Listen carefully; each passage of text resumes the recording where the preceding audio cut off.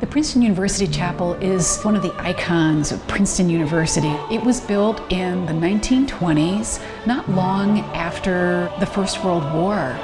The president then, President Hibben, and the leadership of the university said, we're going to build a wonderful, large chapel as a testimonial to our belief that, especially when times are really painful, each of our religious traditions has promises made to us for restoration, healing, and goodness. And that's what this building is going to be about. The iconography in the building is literally a testament to that. The chapel itself is incredibly special. It's very unusual for a college campus to have a chapel that looks like this and feels like this. It's awe-inspiring when you walk in, and it's also significant in the life of students because it is the first place they enter during opening exercises, and it's the last place that they exit as a class during baccalaureate. The chapel is, for me and for many people in it, the most welcoming space that I've ever been in.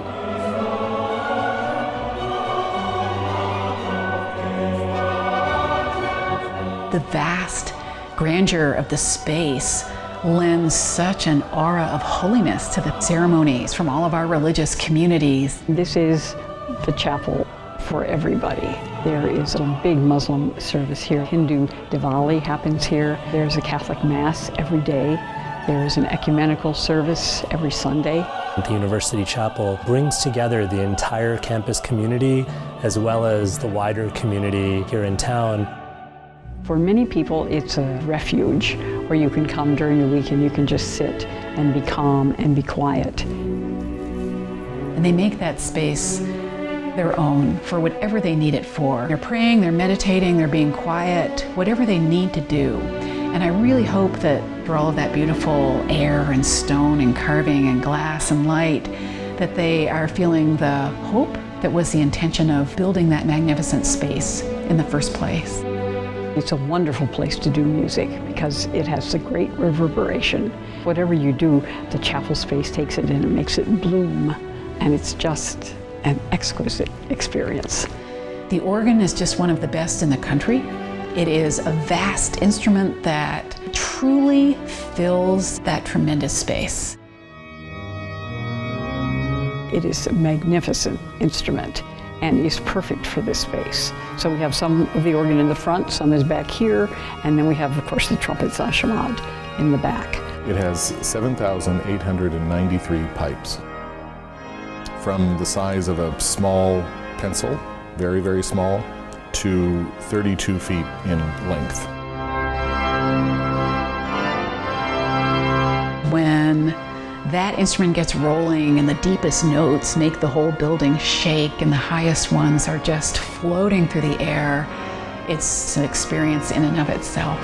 And then there's the chapel choir, one of the most moving groups I've ever had the pleasure of listening to. As soon as I walked in the chapel and heard the choir sing, I was just like, I want to be part of this. The first time we sang up here as a choir, I was just overcome by how beautiful it was.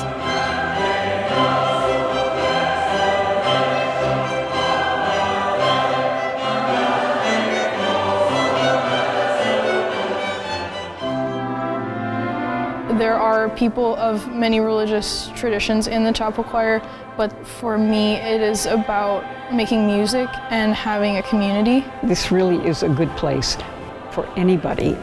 We're all just a family. Penna's always there to inspire us. She always asks us the question, you have one choice. You either be fabulous or not, and you choose to be fabulous. Every week I get to come here and I get to sing in the Princeton Chapel. How miraculous it is that we have something like this on campus. I think the chapel inspires moments of awe. There's something about the building that's very much about letting everyone's spirit soar. This has been a defining experience of my undergraduate life, and I really can't imagine being at Princeton without the chapel. It is hard to describe how grateful I am for Penna. She has become, along with the deans of the chapel, some of the strongest role models in my life. Whoever you are more than welcome to be here.